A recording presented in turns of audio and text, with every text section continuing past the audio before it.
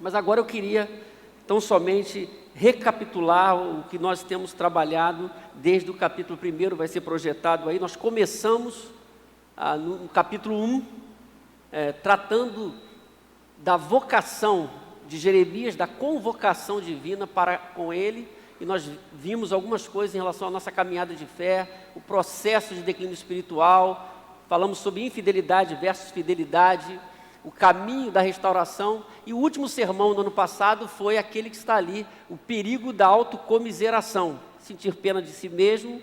E nesse sermão, nós trabalhamos algumas coisas interessantes, descobrimos por que a autocomiseração é perigosa. A gente viu que ela é perigosa porque pode nascer no terreno da aflição, quando você está mexido, não é mexida, abalado, abalada.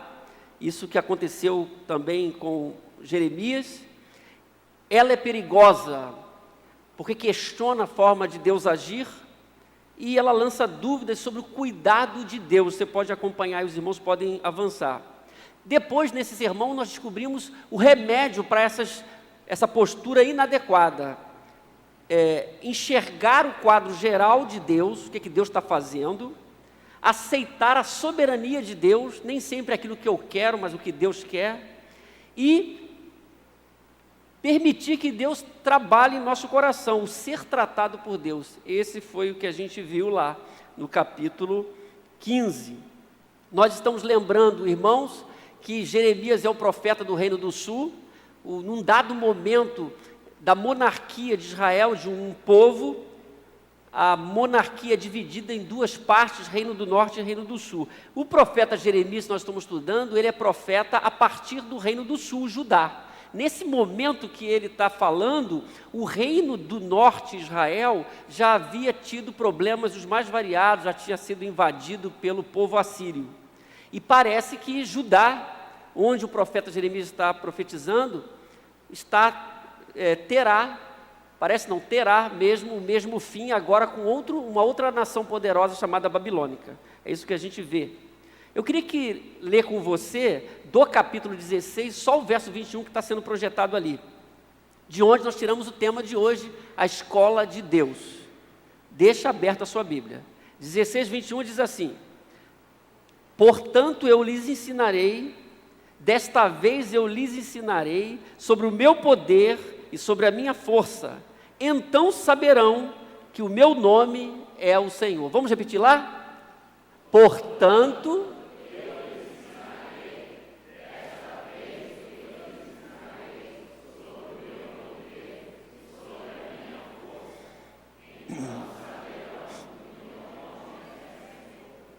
amém. Daí nós tiramos o tema do capítulo. Temos várias coisas para tratar, quando a gente está pensando na escola de Deus. Começando o ano também acadêmico, e numa boa formação, a gente costuma perguntar aos alunos, né? A todas as pessoas, a gente está sempre estudando, é bom estar sempre estudando, a gente pergunta: você está fazendo o quê? Uma faculdade, nesta área, naquela área, ou um mestrado, um doutorado. E a gente costuma perguntar: onde você está estudando? Qual a instituição? Mas não basta saber o curso que a pessoa está fazendo, em termos acadêmicos, em termos gerais, a localização. Hoje a Tainá veio me procurar para falar que ela passou para rural, e a gente ficou feliz, amém? Olha só, a Tainá vai estudar na rural esse ano, que coisa boa. Outros irmãos estudam aqui, tantos, né? A gente julga que a Universidade Federal Rural do Rio de Janeiro, e como outras federais, são boas escolas, boas faculdades, universidades. Agora, não basta estar lá numa boa instituição. O bom aluno e a boa formação envolve uma postura de quem está aprendendo. Por isso que às vezes nós vemos algumas pessoas se destacando mesmo numa instituição que não é tida como uma boa instituição, não está bem pontuada. Mas mesmo assim, pela postura, pela energia, pela dedicação, a pessoa chega lá, se torna um bom profissional naquela área. Isso é importante. Por isso, meus irmãos, nós estamos falando da escola de Deus. A escola de Deus, a coisa é muito mais profunda do que isso. O que a gente podia alinhar com o que eu acabei de falar é o seguinte: não basta você estar aqui, julgando que aqui é uma boa igreja, que a gente fala a verdade, que a gente abre a Bíblia. Não, isso não basta. A gente vai ver isso no texto de Jeremias, não basta.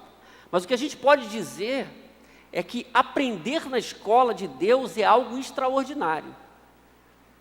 Nós estamos sempre aprendendo. Por isso nós não estamos limitados a um espaço quando falamos em aprender com Deus. Aprender na escola de Deus. Podemos aprender em qualquer lugar. Depende da nossa postura. Aprender nessa escola divina é algo necessário. Parece que algumas pessoas, ao longo da caminhada de sua fé, elas param de aprender. Você conhece uma criança que num dado momento da sua vidinha ali, alguns dos primeiros anos, ela pergunta tudo para o papai e para a mamãe, não é assim, Leonardo? Deve ser assim, a Samara ainda deve estar fazendo isso, nessa faixa etária. Por que é isso? Para que é isso? São tantas perguntas que os pais às vezes ficam sem resposta, não é? Por quê? Na dinâmica do desenvolvimento humano, essa fase é a fase de querer saber de tudo. Quando as pessoas estão no caminho da fé, que elas estão ali, que a gente julga bebês, o neófito, não é? O recém-plantado, a ideia da Bíblia, ele está aprendendo, ele está investigando, quer ler a Bíblia rapidamente, quer saber de tudo. Parece, a minha experiência pastoral de mais de 20 anos, da minha fé de mais de 35 anos, parece que algumas pessoas, elas, com o passar do tempo, elas vão perdendo esse gosto de aprender, e parece que não há nada mais para aprender, e é um engano, que a gente está sempre aprendendo. Por isso que a escola de Deus, aprender é algo necessário, eu tenho que entender isso aqui, é especial e é celestial, há um conteúdo do trono de Deus que pode fazer diferença em nossa vida. Então, qual a postura que você precisa adotar na escola de Deus, pensando em tudo isso? Não é? O que essa escola ensina? E a partir do que ela ensina, eu tomo uma postura ou não? Amém? Então vamos lá. A escola de Deus ensina que é preciso aceitar os direcionamentos que são específicos para cada um de nós, que são trazidos. Isso a gente chama de obediência. Aceitar direcionamentos que Deus dá para a irmã Nádia especificamente, quando ela acata esse direcionamento, a irmã Elizabeth, o pastor Hebe, a irmã Leci, o pastor Lucas, a Gilmara, o irmão Rui, quando cada um aceita esse direcionamento, porque Deus trata com cada um de nós de uma forma muito especial, e quando eu acato, num dado momento da minha vida, esse direcionamento, isso chama obediência. Eu aprendo sobre obediência, estou aprendendo obediência. Como é que a gente enxerga isso? Versículo 1 e 2, olha só. Então o Senhor me dirigiu a palavra dizendo, não se case. Olha só que palavra de Deus. O povo está querendo casar, o povo está ancorado, encalhado, e não se case. Não tenha filhos neste lugar, olha só. Então, nós aprendemos numa boa hermenêutica, uma boa interpretação, que tem coisa que o texto bíblico fala que tem ligação direta naquele momento histórico, tem coisas que têm ligação um pouquinho mais para frente, e até em termos finais, escatológicos. Isso acontece aqui no livro de Jeremias. Como nós já vimos outras vezes, essa palavra é restrita para Jeremias. Não saia daqui pensando, o pastor disse agora que eu não case. Mas o que está por detrás é o seguinte, há um direcionamento específico para Jeremias, porque Deus sabia da aflição que Judá atravessaria, e esse casamento, ou gerar filhos nesse momento seria um problema sério. Não há nenhuma outra orientação para nenhum outro profeta do Antigo Testamento sobre casar, em relação a não casar, somente para Jeremias.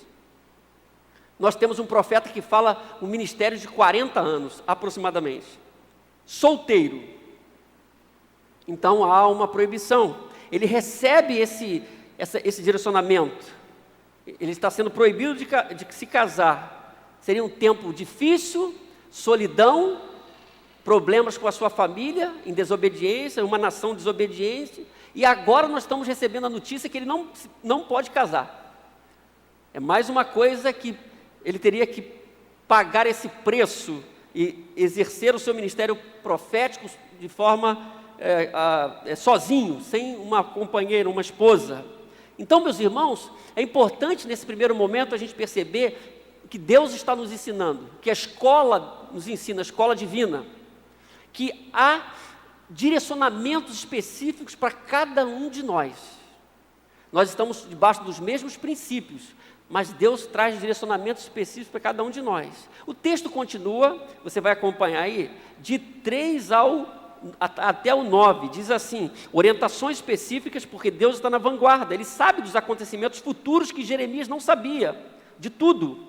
O 3 diz assim, está aí, você pode acompanhar na projeção: porque assim diz o Senhor a respeito dos filhos e filhas nascidos nessa terra, e a respeito das mulheres que forem suas mães e dos homens que foram seus pais, eles morrerão de doenças graves, ninguém pranteará por eles, não serão sepultados, servirão de esterco para o solo. Já vimos isso, verso 5, porque assim diz o Senhor: não entre numa casa onde há luto, não vá prantear, nem mostrar condolências, porque retirei a minha paz, o meu amor leal, a minha compaixão desse povo, declara o Senhor. Verso 7, ninguém oferecerá comida para fortalecer os que pranteiam pelos mortos, ninguém dará de beber o cálice da consolação, coisas que naturalmente no contexto hebraico acontecia, uma família, comida nesse momento, uma palavra de apoio. 8, não entre numa casa em que há banquete para se assentar com eles a fim de comer e beber. E 9 diz, porque assim diz o Senhor dos Exércitos, o Deus de Israel: farei cessar neste lugar, diante dos olhos de vocês e durante a vida de vocês, a voz de júbilo e a voz de alegria, a voz do noivo e a voz da noiva. O que Deus está falando? Ele vai alterar toda a dinâmica da vida de Jerusalém. Que o que a gente descobre aqui é que é uma cidade alegre. Há júbilo, há festa nessa cidade. E Deus cessaria tudo isso. E para Jeremias ele está falando, não só se casar, mas você não pode nem lá trazer uma palavra de consolo, que vai acontecer isso, aquilo, e dar um direcionamento. O que a gente pode tirar de lição é o seguinte: Deus tem um direcionamento para a minha vida, como teve naquele momento para Jeremias. E quando nós estamos dispostos a acatar, isso se chama obediência. Quando nós não estamos dispostos a acatar esses direcionamentos trazidos por Deus, estamos desvalorizando o ensino da escola de Deus, a escola divina. Nós não aceitamos o direcionamento de Deus. Então existem outras realidades, outros sentimentos, outros valores que vão suplantando o ensino divino trazido por Deus. Eu posso ter muito tempo de caminhada de fé, Deus me fala, me traz direcionamentos, Ele me ensina, mas eu não estou acatando. Mas a escola ensina que é preciso acatar os direcionamentos específicos que são trazidos por Deus. Amém? Segundo, a escola de Deus ensina também que é preciso proferir aos outros o diagnóstico revelado. E isso é franqueza. Agora, franqueza não é ser desrespeitoso, ignorante. Não, isso não é franqueza. Franqueza é outra coisa, não é? Olha o que o verso 10 diz, a respeito de proferir aos outros o diagnóstico revelado. Quando você falar, Deus está falando com ele, todas essas coisas a este povo, e lhes perguntarem por que o Senhor determinou essa desgraça tão terrível contra nós, que delito ou pecado cometemos contra o Senhor, contra o nosso Deus, diga-lhes, foi porque os seus antepassados me abandonaram, diz o Senhor, e seguiram outros deuses, os quais prestaram culto e adoraram. Eles me abandonaram, não obedeceram à minha lei, verso 10 e verso 11. Deus já sabia que haveria um questionamento após a palavra profética. Ele antecipa uma orientação para Jeremias. Por isso, Jeremias deveria mencionar, proferir, dizer aquele diagnóstico revelado. Qual era? Olha, está acontecendo tudo isso aqui porque houve o abandono do Senhor. Seguiram outros deuses, me abandonaram, não me obedeceram. Esse é o diagnóstico. Quando então a gente profere aos outros o diagnóstico revelado, isso é franqueza. Nós estamos alinhados com a verdade divina. Então Jeremias poderia falar outras coisas, mas Deus o advertiu para que falasse o que ele estava revelando. Quando perguntarem, você vai falar isso. Isso é proferir o diagnóstico revelado. Por quem? Por Deus. É franco, é franqueza. Por isso, às vezes, nem sempre o pregador, quem traz uma palavra da parte de Deus, essa palavra nem sempre é bem recebida, porque às vezes as pessoas querem ouvir outra coisa, e não o diagnóstico revelado. Não aquilo que Deus está mostrando. E nós já aprendemos que, para a gente caminhar bem, a gente tem que valorizar o que Deus está mostrando, o que Ele está dizendo. O verso 11 diz: diga-lhes, então, diga-lhes, foi porque os seus antepassados me abandonaram. Então Deus está mostrando o motivo pelo qual, e é essa a resposta que você vai ter que dar: seguiram outros deuses, prestaram culto e adoraram, me abandonaram, não me obedeceram. Então diga-lhes. Então Jeremias precisava dizer aquilo que Deus havia revelado. Agora, meus irmãos, duas questões são importantes, contextualizando para a gente aqui hoje. Eu já sei que há direcionamentos específicos que eu tenho que obedecer. Há uma palavra de Deus já revelada que eu tenho que transmitir. Então, tem duas situações aqui. A primeira que você está vendo ali. Você está proferindo aos outros o diagnóstico de Deus? O que Ele verificou, o que Ele está dizendo? Isso é franqueza e também é fidelidade. A gente podia usar essas duas palavras. Segundo, como você está recebendo, você está reagindo ao diagnóstico divino. Ao ler todo o livro de Jeremias, a gente percebe que o povo de Judá não recebeu bem o diagnóstico divino revelado. Não receberam. A todo momento Deus está falando através do profeta, e aquele povo estava perdendo, como perdeu a chance de uma restauração, porque não acatou, não reagiu bem ao diagnóstico divino. Deus se antecipa para Jeremias então novamente: quando perguntarem, você vai falar isso aqui, seja franco com eles. Isso a gente aprende na escola de Deus, o tempo todo.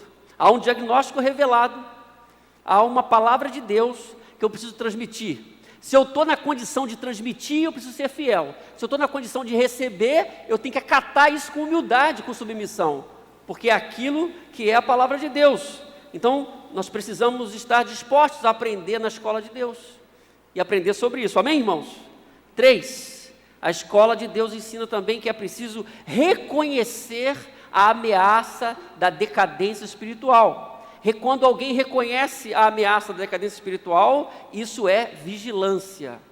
Há uma possibilidade que eu piore e amanhã não melhore. Há uma possibilidade no final de 2019 eu não termine como eu estou aqui. Se a gente vai ver. Então o fato de estarmos aqui em fevereiro, no primeiro domingo de 2019, não é garantia de nada. Eu tenho que entender como Deus trabalha em minha vida, trabalha no meu coração. Eu preciso reconhecer, a escola de Deus me ensina, a ameaça, existem ameaças. E quando a pessoa é incauta, ela está desvalorizando essa realidade, ela pode experimentar uma coisa ruim, uma decadência espiritual, que não é a vontade de Deus. Verso 12, vamos ver o verso 12? Está aí. Mas vocês têm feito coisas piores do que os seus antepassados. Só para lembrar que 10 e 11 disse que, quando perguntar, fala o que os antepassados fizeram. Me abandonaram, adoração, idolatria, não obedeceram. Mas ele diz agora: vocês têm feito coisas piores do que os seus antepassados. Olha só, se estava ruim na geração anterior, agora piorou. Cada um segue a rebeldia do seu coração mau, em vez de obedecer-me. O que Deus está falando através do profeta é que aquela geração havia se tornado pior do que a anterior já tinha recebido repreensões de Deus. E isso é uma verdade, era uma verdade naquele momento. O povo de Judá estava numa condição triste em termos espirituais. Superou a geração passada, aquela geração. Por isso, meus irmãos, nós estamos aqui nessa geração para cumprir os propósitos de Deus e fazer a vontade de Deus. Corremos o risco de sermos piores do que gerações que já passaram aqui. E é um desafio, Por isso que a Bíblia é fantástica, por isso que Jeremias fala hoje. Aquela geração se tornou pior. Então você tem que colocar no seu coração: eu não quero ser pior do que a geração anterior. Não por vaidade, eu quero cumprir o propósito de Deus, como servo de Deus e como serva de Deus. Eu quero cumprir o propósito de Deus. Eu não quero piorar, ser pior. Vocês têm feito coisas piores. Que coisa triste. Que coisa triste. É muito triste isso. É um diagnóstico ainda de Deus.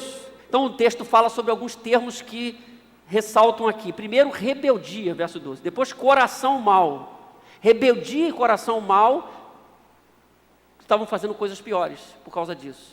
Então a escola de Deus nos ensina que é preciso vigilância, reconhecer as ameaças. Tem sempre ameaça. Ao longo de mais de 30 anos, a minha própria vida, quantas ameaças, quantos desafios. Então, você sabe disso, você que tem caminhado pelo menos 2 anos na sua fé, tantas pessoas aqui já até me ultrapassaram, sabe que existem ameaças ao longo da caminhada da fé, da vida espiritual, da vida com Deus. E quando eu reconheço a ameaça que pode vir sobre a minha vida, e que eu não dou corda na minha vida, espero no final de 2019 ser melhor, isso é muito triste. Então, quando eu me antecipo, eu quero fazer a vontade de Deus, eu vou conduzir a minha vida com mais vigilância, porque eu não quero decadência espiritual, mas ela é uma ameaça. Nós temos um exemplo muito bom da Bíblia, que é um juiz chamado Sansão, que foi levantado por Deus, ungido por Deus. Na antiga aliança, o Espírito Santo só repousava na vida de um homem, de uma mulher, escolhido por Deus. Na nova aliança é diferente, todos têm o Espírito Santo Deus. Mas quando Deus escolhia uma pessoa, como Sansão, escolhido, separado, e ele foi vivendo a sua vida desconsiderando essa verdade da escola de Deus, que existem ameaças que podem prejudicar o ministério, a vida, no caso dele, como um juiz, um homem importante, num contexto da chegada do povo de Israel na terra prometida, até o primeiro rei de Israel. É esse intervalo dos juízes. O povo, 40 anos no deserto, chega na terra prometida, até se levantar o primeiro rei, é chamado de período dos juízes. Nós tivemos vários juízes, e Sansão foi um em destaque, pela sua força, mas também pelo seu declínio, porque ele brincou muitas vezes, e ele desconsiderou as ameaças que podiam minar a sua vida no seu estilo de caminhada.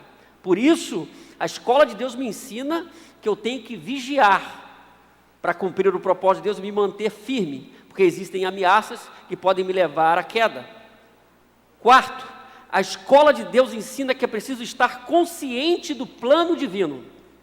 E quando eu estou consciente do plano divino, isso é esperança. Tantas vezes, em tantas exortações que nós vemos no livro de Jeremias, sempre Deus mostra esperança na boca de Jeremias, ou fala dele diretamente. Verso 13 ao 16, olha só, está aí. Por isso eu os lançarei fora dessa terra, para uma terra que vocês e os seus antepassados desconhecem. Lá vocês servirão a outros deuses dia e noite, pois não terei misericórdia de vocês. Contudo vem dias, declara o Senhor, quando já não mais se dirá: juro pelo nome do Senhor que trouxe os israelitas do Egito. Antes dirão: juro pelo nome do Senhor que trouxe os israelitas do norte e de todos os países para onde ele os havia expulsado. Eu os conduzirei de volta para a sua terra, terra que deu aos seus antepassados. Verso 16, mas agora mandarei chamar meus pescadores, uma linguagem metafórica para o povo babilônico. Eles seriam pescados, declara o Senhor. Eles os pescarão. Depois disso mandarei chamar muitos caçadores, novamente uma linguagem metafórica. Eles caçarão em cada monte, colina e nas fendas das rochas. Quer dizer, ninguém ia escapar. Mas dentro de tudo isso, a gente enxerga esperança, porque nós precisamos entender o plano de Deus. Ele está tratando com o seu povo. Ter consciência do plano divino. Então eu me encho de esperança, mesmo assim. Porque virão dias, Deus vai conduzir o seu povo de volta à terra. Há quem enxergue nesse texto aí, sobretudo no verso 15, um sentido escatológico até. Que ultrapassa até o momento do povo de Judá. quando Deus reunirá o seu povo. Então, quando nós vamos caminhando com Deus, meus irmãos, nós vamos aprendendo que Ele está sempre no comando, mesmo que aparentemente nada faça sentido. Deus está no comando, há um plano em andamento, porque Ele está na vanguarda. Ele estava orientando Jeremias porque Ele sabia do futuro imediato, futuro dos tempos. Ele traria o seu povo. Então, quem está consciente do plano divino pode renovar a sua esperança. Quando você ouve que as coisas não estão indo bem, quando você ouve que as nações estão em reboliço, que as grandes potências estão voltando a uma guerra fria, a modificar os acordos nucleares, e parece que está tudo fora do controle. Não é assim? Mas nós precisamos saber, meus irmãos, que Deus está no controle de tudo. Deus é Deus. Ele está no controle de tudo. Quando eu entendo que Deus está no comando de tudo, eu renovo a minha esperança para agora e para o porvir. E isso a escola de Deus me ensina. Que mesmo para os homens tudo esteja perdido, Deus está no controle. Aparentemente está perdido, está fora do lugar, está estranho a pós-modernidade, né? Alguém diz assim, para aí para eu descer, o negócio está meio esquisito. Talvez muitas pessoas, já ouvi pessoas falarem, eu queria viver em outra época. Está meio esquisito as coisas, estão esquisitas as coisas aí. Por isso eu preciso entender que Deus tem um plano, e quando eu entendo esse plano, eu renovo a esperança. No meio daquele caos todo, há essa palavra no verso 15. Por isso, a esperança é uma coisa muito boa. Eu tenho esperança porque Deus está no comando. Não tenho esperança por mim mesmo. Eu tenho esperança porque Ele está no comando. Ele tem todo o poder. Amém, irmãos? 5. A escola de Deus ensina que é preciso neutralizar a fantasia da possibilidade de condutas ocultas. Quando eu neutralizo essa fantasia, uma postura, possibilidade de condutas ocultas, isso é justo, é adequação, ajustamento. Versos 17 e 18 diz assim: os meus olhos veem todos os seus caminhos para o povo de Judá. Eles não estão escondidos de mim, nem a sua iniquidade está oculta aos meus olhos. Eu lhes retribuirei em dobro pela sua impiedade e pelo seu pecado, porque contaminaram a minha terra com as carcaças de seus ídolos detestáveis, e encheram a minha herança com as suas abominações. As carcaças aqui nós sabemos que tem animais, a dedicação, todo aquele culto, as ofertas, aquilo tudo cheirava mal literalmente diante de Deus e espiritualmente também. Tem coisas que cheiram mal espiritualmente. Aqui espiritualmente e literalmente, todos aqueles altares, aquela idolatria. Então a escola de Deus ensina que é preciso neutralizar a fantasia, o pensamento fantasioso de que o que eu faço às escondidas ninguém sabe. Está tudo diante de Deus. Deus está falando para o profeta isto aqui. Então esse detalhe, meus irmãos, é significativo. Nada está oculto diante de Deus. Naquele momento histórico, alguns faziam coisas que achavam que Deus não tinha conhecimento. Então Deus estava dizendo, eu tenho conhecimento de tudo.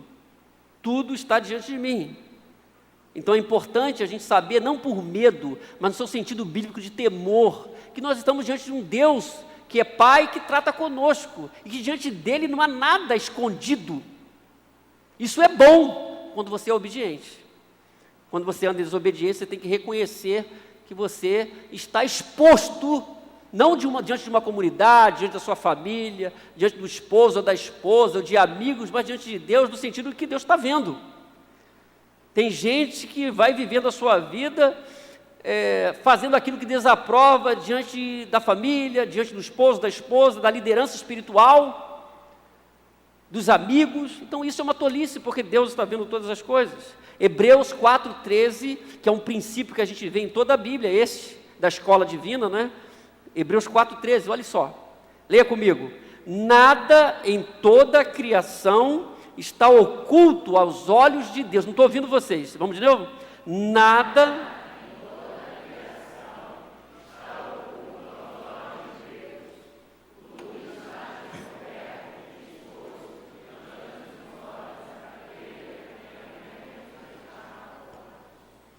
É isso.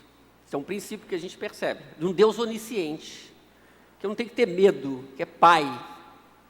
É Pai. Mas é importante saber que Deus tudo vê. Por isso eu tenho que ser transparente e reconhecer isso. Quando então, olha só, como sinal de saúde espiritual, eu neutralizo essa fantasia, eu começo a me ajustar, me adequar, me amoldar e viver com responsabilidade na presença de Deus, a coisa é diferente. Porque eu reconheço esse princípio. A escola de Deus me ensina que é preciso fugir da ilusão e da fantasia, de que nada está oculto diante de Deus. Eu tenho que fugir dessa fantasia de esconder. É o que o profeta nos ensina aqui, nesse ponto 5, que você tem que guardar. Neutralizar a fantasia da possibilidade de condutas ocultas. Quando eu entendo isso, eu me ajusto. Não me ajusto por medo, porque temor não é medo. É viver na presença de Deus com responsabilidade e viver como Ele deseja. É isso. Como você está agindo quando você está conduzindo a sua vida? Você está neutralizando essa fantasia? 6. A escola de Deus ensina que é preciso descansar nos momentos de aflição.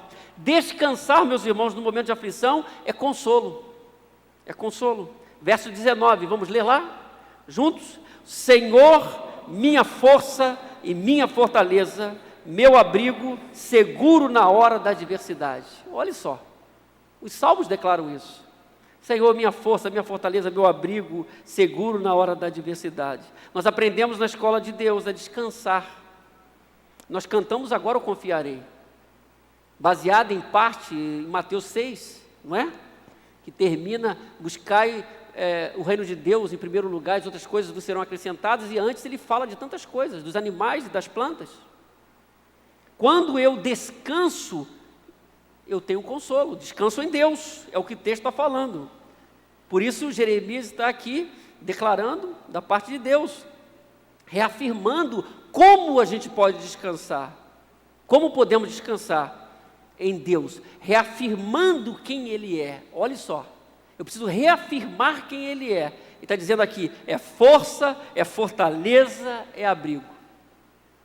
Quando na caminhada da fé a gente vai perdendo de vista quem é Deus, e Deus vai ficando pequenininho, e as coisas vão ficando maiores, e Deus vai diminuindo cada vez mais, e as coisas vão crescendo.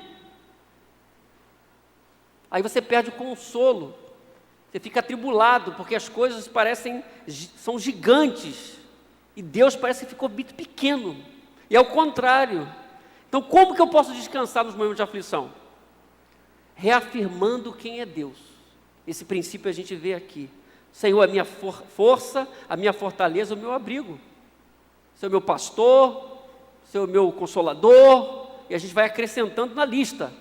O Senhor é meu abrigo, o Senhor é aquele que me restaura, o Senhor é bom, o Senhor é poderoso, e você vai dizendo e descansando em Deus, e recebendo o consolo divino.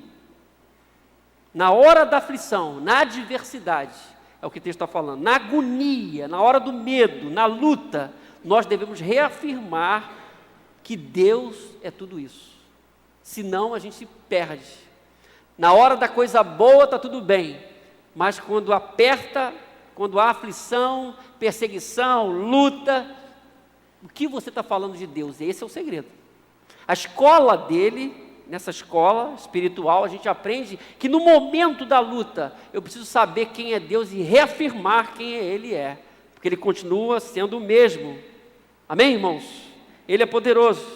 Por isso o Salmo 46 diz, vamos ler lá? Deus é o nosso refúgio e a nossa fortaleza, auxílio sempre presente na adversidade. Sempre presente na adversidade. Então, não perca o que a palavra de Deus está dizendo para você hoje nesse começo de ano. Se nós entendermos tudo isso aqui do capítulo 16, nós vamos ter um ano abençoado. Deus é poderoso e Deus está cuidando da gente. Então aprenda a descansar em Deus. Isso é esperança, não descontrole. A escola de Deus nos ensina a descansar e não a desesperar. Amém? 7. Está acabando, irmão, segura aí. Escola de Deus também ensina que é preciso enxergar a ineficácia dos ídolos. Isso é sabedoria. É muito triste a gente observar tanta gente depositando a sua confiança em tantos altares. A gente está pensando em idolatria aqui, lá era no seu sentido restrito mesmo, do ídolo, de um altar religioso. Isso acontece ainda hoje. Há muitas pessoas cegas buscando Deus em altares estranhos ou cultuando outras entidades criadas pelos homens. Mas a escola de Deus me ensina você que é preciso enxergar a ineficácia disso, dessa postura. Isso é sabedoria. Nós queremos falar também hoje numa ineficácia dos ídolos que as pessoas constroem para além de um altar religioso. Às vezes as pessoas fazem da sua carreira um ídolo, faz de um relacionamento um ídolo, faz dos seus estudos um ídolo, faz dos seus filhos um ídolo, e aquilo ocupa o lugar de Deus, e tudo que ocupa o lugar de Deus é idolatria. Não deveria estar ali. Deus deveria estar ali. Por isso o verso 16, 19 e 20, há até uma expressão um pouco interessante aqui. A ti virão as nações desde os confins da terra e dirão: nossos antepassados possuíam deuses falsos, ídolos inúteis, que não lhes fizeram bem algum. Pode um homem mortal fazer os próprios deuses? Sim, mas estes não seriam deuses. Então, naquele momento, já tanto tempo atrás, há uma lógica aqui. Se eu construo um Deus, de fato, ele não é Deus. O Deus da Bíblia é o Deus que se revelou. Por isso que sempre há um estranhamento da cultura hebraica, na cultura egípcia, babilônica, assíria, porque essas nações politeístas tinham os deuses construídos. Animais, como o caso do Egito, touros, não é? Cavalos. E o Deus de Israel era um Deus invisível, um Deus que tem voz, mas que ninguém está vendo. Isso causava um estranhamento para as outras nações. Então Deus está ensinando a gente enxergar a ineficácia dos ídolos, os ídolos altares e os ídolos que a gente cria, colocando coisas no lugar de Deus. Por isso é importante a gente pensar em nossa caminhada. A sociedade pós-moderna, a sociedade que nós estamos vivendo, ela tem produzido e fabricado muitos ídolos. Hoje cantores são ídolos, partidos políticos são ídolos, políticos são ídolos, carreiras são ídolos, que estão ali no lugar de Deus.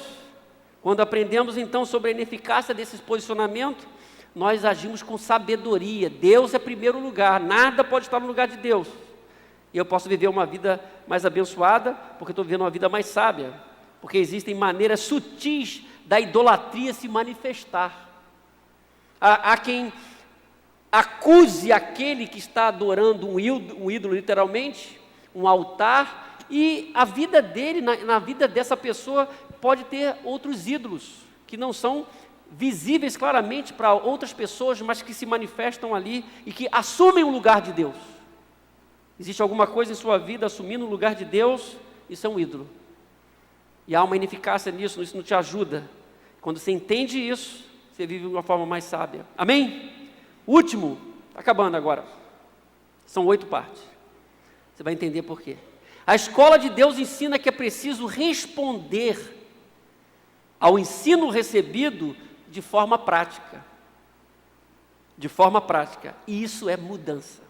Nós pregamos aqui, adotamos um estilo de transformação, um ensino que transforma, não só oferecer a você um conteúdo, mas buscar entender o que esse conteúdo tem a ver com a nossa realidade aqui, como nós estamos vendo em Jeremias. Então, responder ao que Deus está ensinando de forma prática, isso é mudança. Você pode passar o resto de 2019 ouvindo sermões, os mais variados. Hoje eu estou pastoreando com um cara que tem chapéu na televisão, com outro que não tem chapéu, e é uma coisa de louco. Você me ouve domingo, de repente você ouve segunda e terça esses caras. Mas eu estou ensinando a você a distinguir o que é a palavra de Deus. Nem sempre nesses programas há a palavra de Deus. Lamentavelmente dizer isso, mas é verdade. Agora, quando eu respondo ao ensino legítimo, divino, de forma prática, eu quero saber como isso tem a ver comigo, aí há mudança. Do contrário, não há mudança. Por isso que não adianta saber qual igreja você está, se é a melhor igreja, se tem compromisso com a palavra de Deus, se não há um posicionamento da parte da pessoa que está ali. Se ela não quer mudar, ela pode receber melhor alimentação, o melhor pão. Se ela não quer mudar, se não há postura de mudança.